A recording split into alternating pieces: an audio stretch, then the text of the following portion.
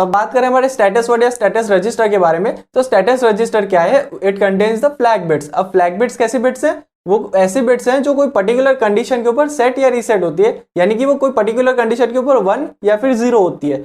अब हमारे जो बेसिक माइक्रो प्रोसेसर है उसमें जो स्टेटस वर्ड देखने मिलता है उसमें हमारे पास ये 6 फ्लैग्स होते हैं। वो कौन से फ्लैग्स हैं? फर्स्ट है हमारा जीरो फ्लैग, फिर है हमारा पैरिटी फ्लैग, फिर है कैरी फ्लैग, एक है ऑक्सिलरी कैरी फ्लैग, एक है हमारा साइन फ्लैग और एक है हमारा ओवरफ्लो फ्लैग। तो चलिए इन सभी फ्लैग को एक बार डिस्कस करते हैं डिटेल में।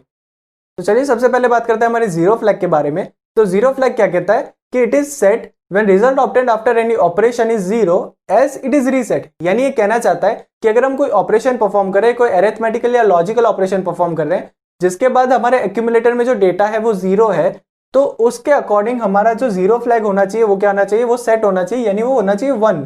और अगर ऐसा नहीं है, अगर हमारे जो एक्यूमुलेटर में वो डेटा है वो अगर जीरो नहीं है, तो उसके अकॉर्डिंग हमारा जो जीरो फ्लैग होना चाहिए वो क्या होना चाहिए? रीसेट, यानी वो होना चाहिए 0। और पैरिटी बिट की बात करें तो पैरिटी बिट क्या बोलता है कि it is set when there are even number of ones in accumulated data. यानी कि एक्यूमुलेटर के डेटा के अंदर अगर इवन नंबर ऑफ वंस है तो हमारा जो पैरिटी बिट है वो क्या होता है? वो सेट होता है, अदरवाइज वो होता है रीसेट। तो एक एग्जाम्पल की मदद से इन दोनों को समझते हैं। तो एग्जाम्पल में हमने क्या किया है, दो अलग अलग रजिस्टर्स लिए हैं और दोनों में सेम वैल्यू को मूव करवा दिया है, और उसके बाद हम क्या कर रहे हैं? दोनों को एक दूसरे में से सब्ट्रैक्ट कर रहे हैं। तो अगर हम देखें तो सेम वैल्यू को अगर हम सब्ट्रैक्ट करते हैं एक दूसरे में से तो हमारा फाइनल आउटकम क्या आएगा? 0। तो उस कंडीशन के अकॉर्डिंग हमारा जो जीरो फ्लैग है वो क्या होना चाहिए? वो होना चाहिए सेट। अब इसी एग्जाम्पल को हम आगे कंटिन्यू करते हैं और हम क्या कर रहे हैं कि R1 जो रजिस्टर है उसमें हमने मूव करवा दिए डेसिमल 15, यानी कि हमारा जो डेसिमल 15 है वो बाइनरी में कितना होता है? 4 टाइम्स 1।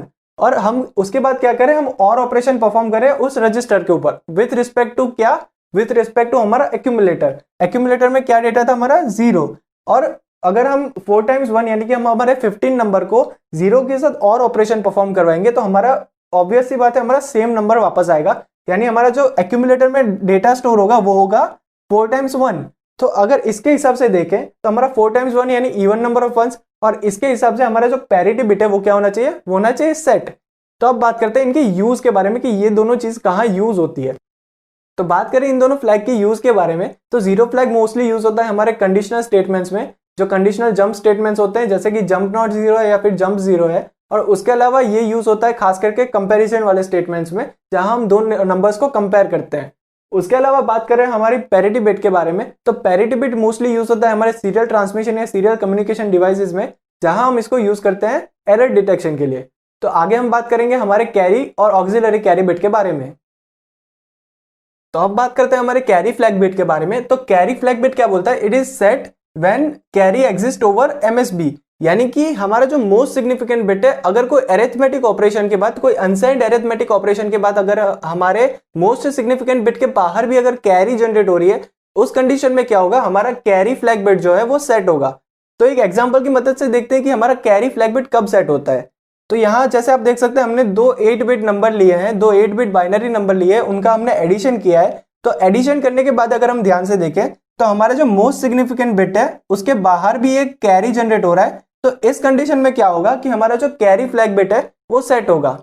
और अब बात करते हैं हमारे ऑक्सिलरी कैरी के बारे में।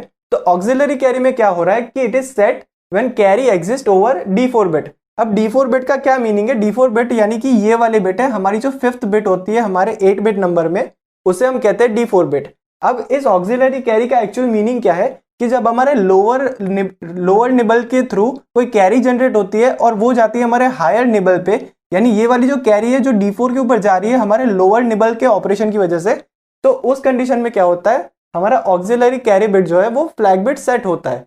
तो अब बात करते हैं हमारे साइन बिट के बारे में और फिर फाइनली बात करेंगे हमारे ओवरफ्लो बिट के बारे में। तो चलिए हम बात करते हैं साइन फ्लैग के बारे में। तो साइन फ्लैग क्या बोलता है कि it is set when result obtained after any operation is negative, यानी कि अगर हम कोई ऐसा अरिथमेटिक ऑपरेशन परफॉर्म कर रहे हैं जिसकी वजह से हमारा जो एक्यूमुलेटर में रिजल्ट स्टोर हो रहा है वो नेगेटिव है, तो उस कंडीशन में क्या होता है? हमारा जो साइन फ्लैग होता है वो सेट होता है। तो एक एग्जांपल की मदद से देखते हैं कि उसका मीनिंग क्या है। तो यहाँ हमने क्या किया है, एक बाइनरी नंबर 1 को हमने बाइनरी नंबर 2 से हमने सब्ट्रैक्ट किया है। तो अब ऑब्वियस सी बात है अगर हम 1 को 2 से सब्ट्रैक्ट करते हैं, यानी कि एक छोटे नंबर को बड़े नंबर से सब्ट्रैक्ट करते हैं, तो हमारा रिजल्ट क्या होता है? नेगेटिव होता है। तो जैसे ही ये कंडीशन अप्लाई होती है तो हमारा साइन फ्लैग क्या हो जाता है? सेट हो जाता है। और अगर हम इस रिजल्ट जो हमने निकाला उस रिजल्ट को ध्यान से देखें तो वो रिप्रेजेंट करता है नंबर 255 इन डेसिमल। और ऐसा तो हो नहीं सकता क्योंकि 1 को अगर हम 2 में से सब्ट्रैक्ट करेंगे तो 255 तो आ नहीं सकता। तो हम चेक करेंगे हमारे साइन फ्लैग को, और साइन फ्लैग बोलता है कि नहीं भैया ये है हमारा नेगेटिव नंबर। तो अब हम नेगेटिव नंबर को हम इंटरप्रेट करने के लिए क्या करते हैं, हम इसको करते हैं 2's कॉम्प्लीमेंट। और जब हम इसको 2's कॉम्प्लीमेंट करेंगे तो तब हमको पता चलेगा कि साइन के साथ ये बनता है हमारा -1, जो कि है एक्चुअली हमारा करेक्ट आंसर।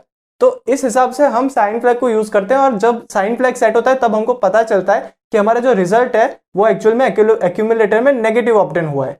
तो अब इसके बाद हम डिस्कस करते हैं हमारा ओवरफ्लो फ्लैग।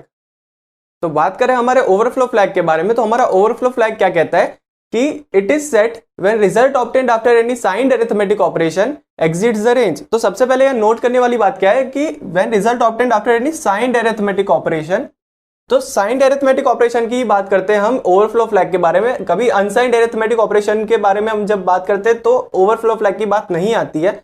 और दूसरी बात यह है कि हम साइंड अरिथमेटिक की बात कर रहे हैं, तो आपने अगर हमारा साइंड अरिथमेटिक वाला वीडियो नहीं देखा तो आप प्लीज हमारे नंबर सिस्टम वाले टॉपिक में जाके साइंड अरिथमेटिक वाला वीडियो जरूर देखें और उसके बाद इस टॉपिक को पढ़े ताकि आपको इजीली समझ आए ये पूरा टॉपिक। और हमारे साइन नंबर की सबसे पहले अगर बात करें तो उसमें सबसे बेसिक बात क्या है कि हमारा एमएसबी रिप्रेजेंट करता है हमारा नंबर का साइन, यानी कि अगर हमारा एमएसबी 1 है तो हमारा नंबर का साइन क्या है, नेगेटिव। और अगर हमारा एमएसबी 0 है तो हमारा नंबर क्या है, पॉजिटिव नंबर है। तो चलिए एक एग्जांपल के साथ देखते हैं कि ओवरफ्लो फ्लैग कब सेट होगा और कब रीसेट होगा।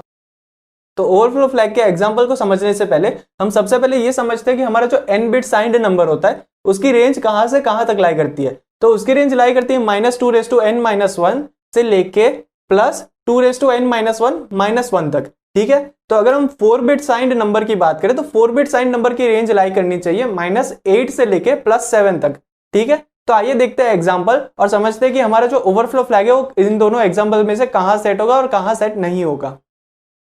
तो सबसे पहले बात करते हैं फर्स्ट एग्जांपल की, जिसमें हमने क्या किया है कि -7 में से हमने 1 को सब्ट्रैक्ट कर दिया है, यानी कि -7 में से +1 को सब्ट्रैक्ट किया है, यानी हमारा जो फाइनल आंसर होना चाहिए वो क्या होना चाहिए, -8 होना चाहिए।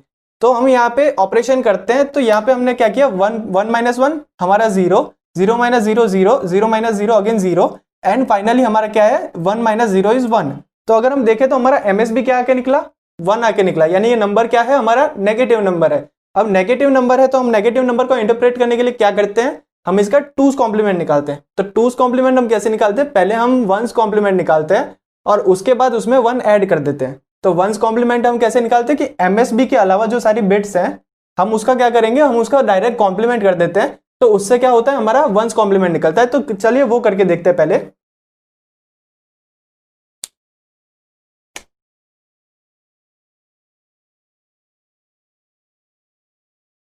तो हमारा ये 1's कॉम्प्लीमेंट निकल के आया जो है 3 × 1, यानी ये हमारा डेसिमल में होता है 7, और 7 को अगर हम उसमें 1 ऐड कर दें तो हमारा आ जाएगा 8। तो अगर हम इस नंबर के हम 2's कॉम्प्लीमेंट की बात करें तो वो आएगा हमारा 8, और अगर हम साइन देखें तो साइन क्या है, हमारा है 1 यानी कि नेगेटिव। तो हमारा फाइनल आंसर क्या निकल के आया, -8। तो अब -8 की बात करें तो वो हमारी रेंज के अंदर है, 4 बिट साइंड नंबर के रेंज के अंदर है। तो इसलिए हमारा ओवरफ्लो फ्लैग क्या होना चाहिए, वो होना चाहिए रीसेट, यानी कि वो होना चाहिए 0। तो चलिए देखते हैं दूसरा एग्जांपल। तो सेकंड एग्जांपल में हमने क्या किया, सेकंड एग्जांपल में हमने -7 में ऐड किया -3 को। अब -7 में -3 को ऐड करेंगे तो हमारा आउटपुट क्या आएगा, -10 आएगा। तो हमने यहाँ एडिशन करके रखा है, और एडिशन के बाद देख सकते हैं कि हमारा जो एमएसबी है वो क्या है, वो है 1, यानी हमारा पूरा नंबर क्या है, नेगेटिव नंबर है। अब नेगेटिव नंबर है यानी उसका हम क्या करेंगे, 2's कॉम्प्लीमेंट करेंगे। और इस नंबर का आप 2's कॉम्प्लीमेंट करके देखिए, जैसे हमने यहाँ पे 2's कॉम्प्लीमेंट किया था तो वैसे हमारा 2's कॉम्प्लीमेंट क्या आएगा, -10 आएगा। और अगर -10 को कंपेयर करें हमारी रेंज के साथ तो क्या है, वो आउट ऑफ द रेंज है, यानी हमारा ओवरफ्लो फ्लैग क्या होना चाहिए, इस कंडीशन में सेट होना चाहिए। अब बात यह है कि अगर हम पूरे ऐसे ऑपरेशन करके देखेंगे हमारा आंसर आएगा, आंसर आने के बाद अगर नेगेटिव आंसर है तो 2's कॉम्प्लीमेंट करेंगे और उसके बाद हम चेक करेंगे रेंज के साथ, या फिर हम अगर पॉजिटिव आंसर आता है तो हम क्या करेंगे, डायरेक्ट चेक करेंगे रेंज के साथ। पर ये जो पूरा ऐसे प्रोसेस है कि हम पहले सम अप करें और सम अप करने के बाद हम रेंज में चेक करें, तो ये पूरा जो प्रोसेस है वो काफी लेंदी प्रोसेस है। और गेट जैसे एग्जामिनेशन में हम जहाँ टाइम बिल्कुल भी वेस्ट नहीं कर सकते, वहां पे हम 1 मार्क के क्वेश्चन के लिए हम इतना ज्यादा मेहनत करें या टाइम हमारा वेस्ट करें, वो बिल्कुल भी पॉसिबल नहीं है। तो इसके लिए हम एक ट्रिक देखते हैं जिससे हम डायरेक्टली बस इस रिजल्ट के थ्रू हम देख सकते हैं, चेक कर सकते हैं कि हमारा ओवरफ्लो फ्लैग क्या होगा, सेट होगा या रीसेट होगा। तो आइए देखते हैं उस ट्रिक के बारे में। तो बात करें हमारे ओवरफ्लो फ्लैग को आइडेंटिफाई करने की ट्रिक के बारे में, तो हम ट्रिक में क्या करते हैं कि हमारा जो नॉर्मल एरिथमेटिक ऑपरेशन है पहले वो हम परफॉर्म कर लेते हैं। उसके बाद हम चेक करते हैं कि एमएसबी के ऊपर कौन सी कैरी है और एमएसबी के बाहर कौन सी कैरी है। अब हम इन दोनों कैरी का क्या करते हैं, हम एक्सॉर ऑपरेशन परफॉर्म करते हैं और एक्सॉर ऑपरेशन का जो रिजल्ट आता है उसके हिसाब से हम डिसाइड करते हैं कि हमारा ओवरफ्लो फ्लैग सेट होगा या रीसेट होगा। जैसे हमने इस एग्जांपल में देखा कि हम -3 को -5 के साथ ऐड करेंगे तो हमारा आता है -8, जो हमारी रेंज के अंदर है, यानी हमारा ओवरफ्लो फ्लैग क्या होना चाहिए, रीसेट होना चाहिए। और हमारी ट्रिक हम लगा के देखें तो भी हमारा सेम आंसर आ रहा है।